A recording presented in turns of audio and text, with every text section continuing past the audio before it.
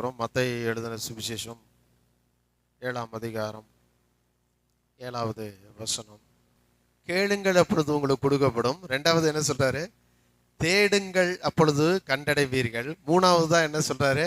தட்டுங்கள் அப்பொழுது உங்களுக்கு திறக்கப்படும். 3 காரியத்தை இயேசு கிறிஸ்து சொல்லுகிறார். இயேசு கிறிஸ்துடைய அந்த மலைப்பிரசங்கம்.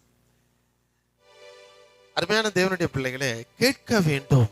தேவன் விரும்புகிற ஒரு காரியம் கேட்கணும். சொல்லுங்க சத்தமா. நம்ம இன்னைக்கு உலகத்துல நிறைய விஷயத்தை கேட்கிறோம். இப்ப பாருங்க, கொரோனா வந்துருச்சுன்னு கேட்டுக்கிட்டு இருக்கிறோம். கொள்ளை நோய்கள் வருகிறது, பஞ்சங்கள் வருகிறது, சண்டை வருது, பல விதமான பூமியில நிறைய காரியத்தை நீங்க கேட்டுட்டு இருக்கிறீங்க. ஆனா இந்த பூமியில நீங்க கேட்கிற காரியம்லாம் இடையில வருது, இடையிலேயே போயிருது. கொரோனா இடையில தான் வந்துச்சு, இடையில என்ன செஞ்சிருச்சு? போயிருச்சு. இப்ப திரும்ப வருது, திரும்ப போயிடும். ஆனா தேவன் இப்படிப்பட்ட இடையில வந்து இடையில போற காரியங்களை உங்களை கேட்க சொல்லல. நித்தியமாய் நிலைத்திருக்கிற அவருடைய வார்த்தையை கேளுங்கள் என்று சொல்லுகிறார். கரங்களை தட்டி நன்றி சொல்லுவோமா? ஆமென். கேளுங்கள் அப்படிங்கிறாரு. முதல்ல கேட்கணும். ஆண்டவர் நம்ம கிட்ட பேசுறதுக்கு எப்பவும் ரெடியா இருக்காரு. எத்தனை பேர் விசுவாசிக்கிறீங்க? எப்பவும். நாம நம்புற மனுஷங்கள்லாம் சில நேரம் நம்மகிட்ட பேச விரும்ப மாட்டாங்க. சில நேரம் அவங்களுக்கு வேலை அதிகமா இருக்கிறதுனால நம்ம கிட்ட பேசுவதற்கு அவங்களுக்கு நேரம் இருக்காது. பல நேரம் நம்மளை அவாய்ட் பண்றதுக்காண்டி, நம்ம தேவையோடு இருக்கோன்னு தெரிஞ்சா நம்மளை அவாய்ட் பண்றதுக்காண்டியே அவாய்ட் பண்ணியே போயிடுவாங்க. ஆனா தேவன் சொல்லுகிறாரு, என்னிடத்திலே நீ கேட்பதற்கு நான் எப்பொழுதும் உன்னிடத்திலே காத்து கொண்டிருக்கிறேன் என்று சொல்றாரு. என்னிடத்துல நீ எப்பவும் கேட்கணுங்கிறதுக்காக உன்னிடத்திலே வந்து நான் காத்துக்கிட்டு இருக்கேங்கிறாரு. கையை தட்டி நன்றி சொல்லுங்க பாக்க. தேவன் சொன்ன வார்த்தையை கேளுங்க. தேவன் சொன்ன வார்த்தையை கேளுங்க. உலகத்தில் இருக்க காரியங்கள்லாம் கேட்டு கேட்டு கலங்காதீங்க. உங்கள் இருதயம் கலங்காமலும் பயப்படாமலும் இருப்பதாக. உலகத்தில் இருக்க காரியத்தை கேட்டீங்கன்னா, உங்களை சுத்தி இருக்க காரியத்தை கேட்டீங்கன்னா, நடக்கிற காரியங்கள்லாம் பார்த்தீங்கன்னா இருதயம் கலங்கும், பயப்படும். ஆனா தேவனுடைய வார்த்தையை கேட்டீங்கன்னா இருதயத்திலே தேவ சமாதானம் பெறுகிறது. உங்கள் அறிவுக்கு எட்டாத தேவ சமாதானம், புத்தி கெட்டாத தேவ சமாதானம் உங்கள் இருதயத்திலே தேவன் தரும்படி, உங்களோடு பேசும்படி, அவர் உங்கள் அருகே உங்களுக்காக காத்திருக்கும்படி இயேசு மனிதனாக 2000 ஆண்டுகளுக்கு முன்பு உங்களுக்காக வந்து பிறந்தார். கரங்களை தட்டி நன்றி சொல்லுவோமா? ஆமென். முதலாவது கேளுங்கள். முதலாவது கேட்க வேண்டும் என்று தேவன் சொல்லுகிறார். எதை கேட்க வேண்டும் என்று சொல்லுகிறார்? மத்தேயு 5ல அவர் மலைப்பிரசங்கத்தை ஆரம்பிக்கிறாரு. அவர் சொன்ன ஒரு மலைப்பிரசங்கத்துல சொல்றாரு, 5ஆம் அதிகாரத்துல 3லிருந்து வாசிங்க. 3வது வசனம் சொல்லுது, முதலாவது ஆவியில் எளிமையுள்ளவர்கள் பாக்கியவான்கள், பரலோக ராஜ்யம் அவர்களுடையது. ஆமென் சொல்லுங்க. தேவன் அந்த பரலோகத்தை ஒரு ராஜ்யமாக மாற்றி அந்த ராஜ்யத்தை நமக்குள்ளே கொண்டு வருவதற்காக இயேசுவை மனிதனாக பிறக்க வைத்தார். இயேசு கிறிஸ்து மதத்தை கொண்டு வரவில்லை பூமிக்கு. இயேசு கிறிஸ்து அந்த பரலோகத்தை ராஜ்யமாக மாற்றி இந்த பூமிக்கு கொண்டு வந்தார். ஆவியிலே எளிமையுள்ளவர்கள், அவர்களுக்கு பரலோக ராஜ்யம் கொடுக்கப்படுகிறது. இயேசு அந்த தேவாதி தேவன், அந்த ராஜாதி ராஜா எங்கே வந்து பிறந்தார் என்றால் எருசலேமில் இருந்த அரண்மனையில் அல்ல. அவரை தேடி வந்த சாஸ்திரிகள் யூதருக்கு ராஜாவாக பிறந்திருக்கிறவர் என்று நினைத்து, ராஜானா அரண்மனையில தானே பிறப்பாங்கன்னு அரண்மனைக்கு போனாங்க.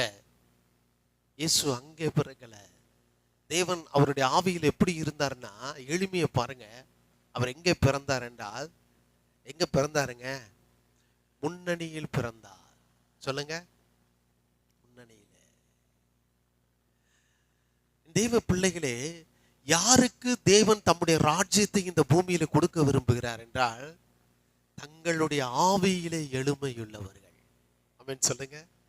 அப்படின்னா தேவனை உயர்த்தி தன்னை தாழ்த்துகிற ஒவ்வொருவருக்கும் தேவனுடைய ராஜ்யம் அவர்களுடையதாய் இருக்கிறது என்று தேவன் எழுதி கட்டளை கொடுத்திருக்கிறார். கையத்தட்டு.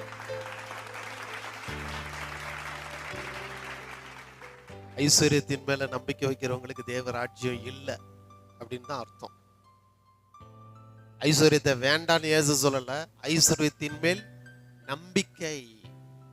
அந்த பணத்து மேல நம்பிக்கை வச்சு பணத்து பின்னாடி போறவங்களுக்கு பரலோக ராஜ்யம் கிடையாது. தேவனை உயர்த்துகிறவர்களுக்கு, தேவனை தேடுகிறவர்களுக்கு, தேவனை நோக்கி பார்க்கிறவர்களுக்கு தான் பரலோக ராஜ்யம் அவர்களுடையதாக இருக்கும். உங்க எதிரி பெரிய ஆளா இருக்கலாம், உங்களோட சக்தி வாய்ந்தவங்களா இருக்கலாம், பணம் நிறைந்தவர்களா இருக்கலாம், பலம் நிறைந்தவர்களாய் இருக்கலாம். ஆனால் அவர்களுக்கு தேவ ராஜ்யம் கொடுக்கப்படவில்லை.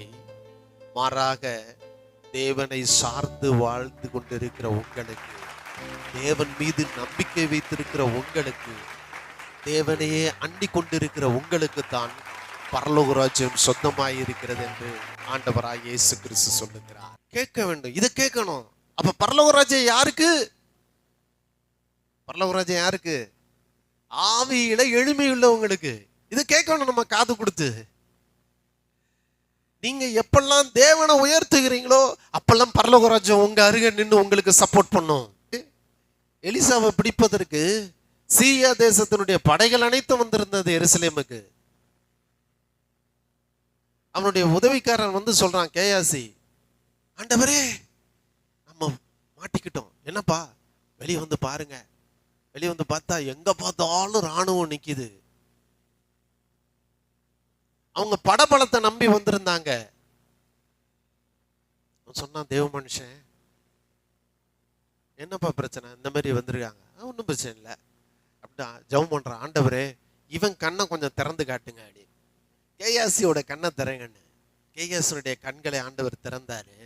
அப்ப அங்க பார்த்தது என்ன அப்படின்னா, பரலோகத்தினுடைய அக்கினிமயமான ரதங்களும் குதிரைகளும் அந்த தேசத்துக்கு சூழ்ந்து இருந்ததை கேயாசி பார்க்கும்படி செய்தார். அப்படின்னா என்னன்னா, யார் தேவனை நம்புறாங்களோ, இயேசு எனக்காக சிலுவையிலே பாடுபட்டு மரித்து 3ஆம் நாளில் உயிரோடு எழுந்தார், அவர் தேவகுமாரன் என்று விசுவாசித்து அவரை ஏற்றுக்கொண்டு அவர் மேல நம்பிக்கை வைத்து, பணத்தை நம்பாம, பதவியை நம்பாம, உறவினர்களை நம்பாம, சூழ்நிலையை நம்பாம இயேசு மீது நம்பிக்கை வைக்கிறவர்களுக்கு அந்த பரலோக ராஜ்யத்தின் அனைத்து உதவிகளும், பரலோக ராஜ்யத்தின் பாதுகாவலும், பரலோக ராஜ்யத்தின் ஆசீர்வாதங்களும், ஐஸ்வர்யமும், ஆரோக்கியமும் அவர்களை எப்பொழுதும் சூழ்ந்து கொண்டிருக்கிறது. ஆவியில எளிமையா இருக்கிறது எப்படி கத்துக்கணும்னா, இயேசுவை பாருங்க. இயேசுவோட பிறப்பிலிருந்து மரணம் வரைக்கும், உயிர்த்தெழுதல் வரைக்கும் பாருங்க. ஆவியில எளிமை வந்துடும். அவர் பிறந்ததுல எளிமை, அவர் வளர்ந்ததுல எளிமை, அவருடைய ஊழியத்துல எளிமையா இருந்தார், அவருடைய பாடுகளிலும் எளிமையா இருந்தார், அவருடைய மரணத்திலும் எளிமையா இருந்தார், அவருடைய உயிர்த்தெழுதலிலும் எளிமையாக உயிர்த்தெழுந்தார். என் அன்பு தேவ பிள்ளைகளே, இயேசுவினிடத்திலே பாருங்க. பரலோக ராஜ்யம் நீங்க உனக்கு வேணுமா? உனக்காக எழுதி பட்டா போட்டு கொடுத்திருக்காரு. ஆவியில் எளிமையாக இருக்க பழகுவேன் என்றார். அந்த பரலோக ராஜ்யம் உங்களுடையது என்று இயேசு சொல்லுகிறது. இன்று காலை வேளை கேளுங்க. ஆமென். 2வது மத்தேயு 5ஆம் அதிகாரம் 4வது வசனம். துயரப்படுகிறவர்கள் பாக்கியவான்கள், அவர்கள் ஆறுதல் அடைவார்கள். தேவன் உங்களை துயரப்படுத்துகிறவர் அல்ல, மாறாக உங்களை துயரப்படுத்துகிற இந்த உலகத்திலே, நீங்கள் துயரப்பட்டு வாழ்ந்து கொண்டிருக்கிற இந்த உலகத்திலே உங்களுக்கு ஆறுதலை தருவதற்காக, துயரமும் துன்பம் நிறைந்த இந்த உலகத்திலே உங்க கண்ணீரை துடைத்து உங்களுக்கு ஆறுதலை தரும்படியாக, ஆறுதலை உங்கள் வாழ்க்கையிலே நிரந்தரமாக உங்களுக்கு கொடுக்கும்படியாகத்தான் இயேசு கிறிஸ்து சிலுவையிலே துயரப்பட்டார். இயேசு கிறிஸ்து சிலுவையிலே துன்பப்பட்டார். இயேசு கிறிஸ்து சிலுவையிலே காயங்களை ஏற்றுக்கொண்டார். இயேசு கிறிஸ்து சிலுவையிலே தன் கடைசி சொட்டு ரத்தத்தை உங்களுக்காக சிந்தி இருக்கிறதால இன்றைக்கு துயரப்படுகிற உங்களுக்கு ஆறுதல் நிச்சயமாக தேவனிடத்திலிருந்து வருகிறதா இல்லை, தேவனிடத்திலிருந்து உங்களுக்கு கொடுக்கப்பட்ட ஒன்றாக இருக்கிறது. நீங்க துயரப்படும் போது உங்களுக்கு ஆறுதல் உண்டாவதற்காகத்தான் இயேசு சிலுவையிலே பாடுபட்டு மரித்திருக்கிறார். கையை தட்டி நல்லா நன்றி சொல்லுங்க பார்க்கலாம்.